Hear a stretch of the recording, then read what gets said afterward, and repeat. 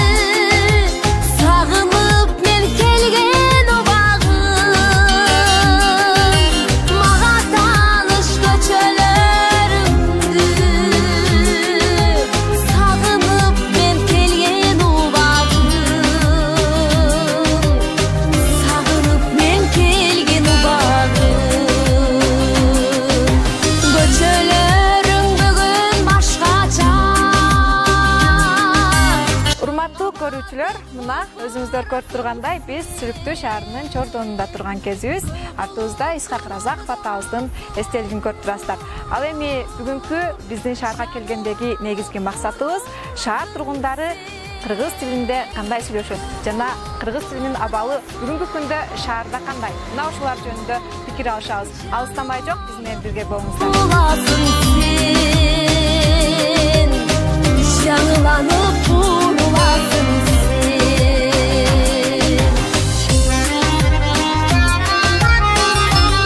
Саламатсызбы, өзүңүз тааныштырып өтсөңүз?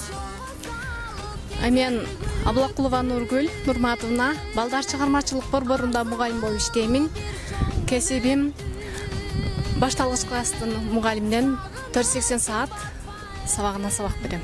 Биз кыргыз тилинин абалы жөнүндө сурам жолоо жүргүзүп жаттык эле. Айтыңызчы, Сүлүктүү шаарында кыргыз тилинин абалы кандай? Мен көз карашым боюнча кыргыз тилинин абалы туруктуу эле деп ойлойм. Бирок биздин Сүлүктүү шаары кылымдардан карыткан шаар болгондуктан орус тилде көп аралаштырат. Негизи Сүлүктүү шаары бул кылым карыткан шаар деп ойлойм. Пикириңиз үчүн чоң рахмат.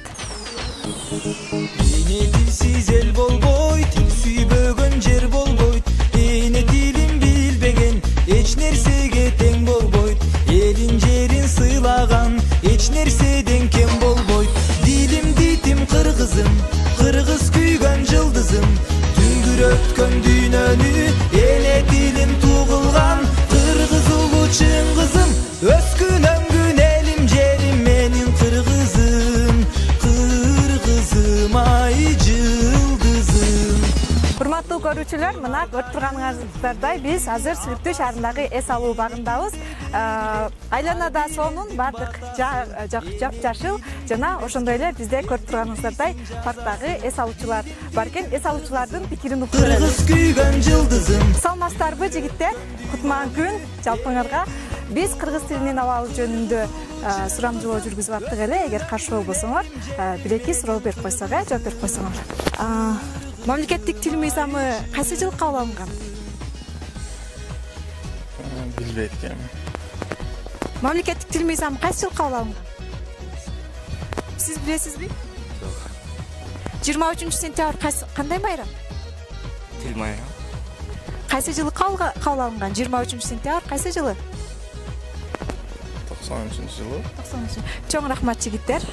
Мына өзүңүздөр көрүп тургандай, Сүлүктүү шаарында кыргыз тилинин абалы мына ушундай экен. Мынакей достор, өзүңөр көрүп тургандай, биз Сүлүктүү шаарындагы эс алуу багында жүрөбүз. Эс алуу багында тургундар эс алып жатышат жана биз ал тургундардын кыргыз тилинин азыркы абалы жөнүндөгү пикирин угуп көрүүдөбүз. Андыктан биз менен бирге болууну улантыңыздар.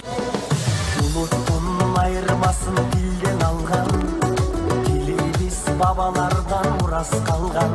Мынакей өзүңүздөр көрүп турганыңыздардай биз Сүлүктүү шаарындагы банктардын биринdebiz. Демек, биз Сүлүктүү шаарындагы ишкана мекемелердин жетекчилери кыргыз тили боюнча ой пикирлерин билмекчибиз. Биз кыргыздар кыргызча сүйлөшөлү, эне дилин билбегенде сүрдөтөлү, кылымдарды карыткан тилибизди. Башкага да кызыктырып үйрөтөлү, кел кыргызым кыргызча сүйлөшөлү.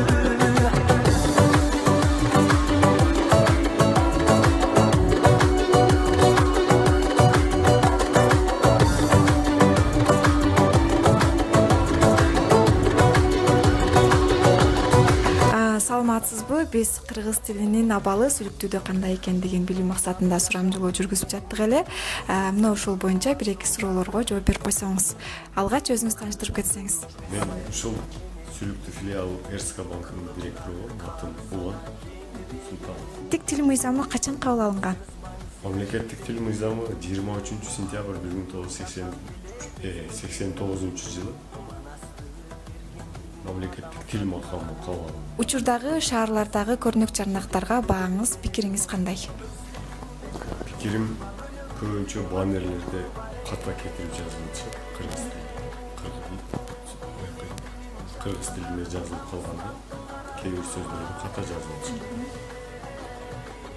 Аны мен ойлойм, ошо кыргыз тили адис боюнча кеңешип туруп жазса жакшы болот деп.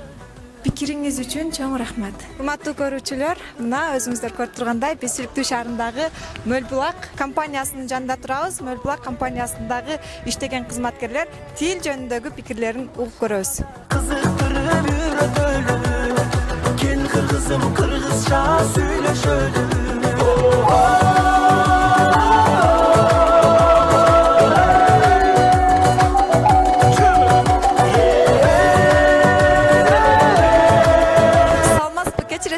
Суроом бар эле. Кечиресиз, сизге. Саламатсызбы? Биз кыргыз тилинин абалы Сүлүктүүдө кандай жана буга мекеме жетекчилери, ишкана жетекчилери кандай ой пикирде? Мына ошол боюнча сурамжылоо жүргүзүп аттык эле. Бир-эки суроолорубуз бар, ошого жооп берип кетсеңиз. Алгач өзүңүз тааныштырып кетсеңиз. Мен атым Нурбек, ушу Мөлбулак Мбулак компаниясынын Сүлүктүүдөгү офисинин менеджери болом. Кыргыз тили боюнча негизи кыргыз тили основной бизде кыргыз тили менен сүйлөшөбүз. Кыргыз тил основной кыргыз тили эле бизде. Башка тилди көп колдонбойбуз. Мамлекеттик тил мыйзамы качан кабыл алынган? Мен аны эстей албайт экенм. Анда Гиминден 4 сабырда берипсизби? Акман гүлү, асказоолор, талалар, элибиздин жаны менен барабар. Чоң рахмат. Биз Сүлүктүү шаарынын муниципалдык базарында турабыз. Ушул жердеги алуучулар жана сатуучулардын пикири менен кызыгып көрөлү анда эмесе. Саламатсыздарбы, урматтуу Сүлүктүү шаарынын тургундары? Биз Сүлүктүү шаарында кыргыз тилинин абалы жөнүндө сурамжылоо жүргүзүп жүрөт элек. Бир-эки суроого жооп берип койсоңуздар. Аты жөнүңүз ким? Кошалова Нурсулуу. Нурсулуу эже, Чыңгыз Айтматов ким? Акын, жазуучу. Исхак Разаковчу? Жазуучу. Чыңгыз Айтматов качан туулган? Чыңгыз Айтматов. Канча эстенем чыгып калды. Кандай чыгармаларын билесиз? Чыгармалары ошо Саманчынын жолу, Кылым карттар бир күн, анан Кассандра эн тамгасы, Тоолор кулаганда, Жамила. Чоң рахмат. 23 сентябрь кандай майрам? Тил майрамы, кыргыз тили. Чоң рахмат эже, азаматсыз. Мына ушундай Сүлүктүү шаарынын тургундары эң активдүү жана мыкты кыргыз тилинде таза так сүйлөшөт экен. Саламатсызбы? Биз Сүлүктүү шаарында кыргыз тилинин абалы кандай деген суроо жооп кылып жүрдүк эле. Мына ошол суроого жооп берип койсоңуз, алгач аты жөнүңүздү айта кетсеңиз. Мен атым Ахматова Жипара. Жипара эже, Гиминден үзүндү ырдап бербейсизби? Гиминди мен толук эле билем. Бир куплетин ырдап берип коюңуз. Ак мөңгүлүү, асказоолор, талалар, элибиздин жаны менен барабар, Сансыз кылым ала тосын мекендеп сактап келди биздин ата бабалар. Азаматсыз чоң рахмат. Мына өзүңүздөр көрүп тургандай, биз азыр Сүлүктүү шаарындагы билим берүү бөлүмүнө келдик. Билим берүү бөлүмүндөгү кызматкерлер, жетекчилер кыргыз тил жөнүндөгү пикирлерин угуп көрсөк. Башкага да кызыктырып үйрөтөлү. Кел кыргызым. Саламатсызбы агай? Биз азыр Сүлүктүү шаарында кыргыз тилинин абалы жөнүндө тургундардан сурамжылоо жүргүзүп аттык эле. Сизге дагы 1-2 суроо бере кетсек. Айтыңызчы, учурдагы көчөдө илинген көрнөк жарнактарга кандай баа бересиз? Бүгүнкү күндө кыргыз тилинде жазылган көрнөк жарнактар өтө эле жетишсиз болуп эсептелет. Себеби бир гана айылдарга барсаң дагы чоң шаарларды Бишкекти Ошто айтпай эле коелу. Айылдарга барсаң дагы бир орус жок болсо дагы орусча илип койгон. Кыргыз тилин өнүктүрүү боюнча маселе 89 жылдан бери келет. Канчаган акча коротуп атат, миллиондогон. Кыргыз тилин өнүктүрөбүз, бул эне тилибиз дегендей. Ал мен жеке пикирим боюнча акча каражатын канчалаган акча каражатын жумшоо менен биз ал мамлекеттик тилди жөнгө кое албайбыз. Бир гана жол бул муктаждык жаратыш керек да.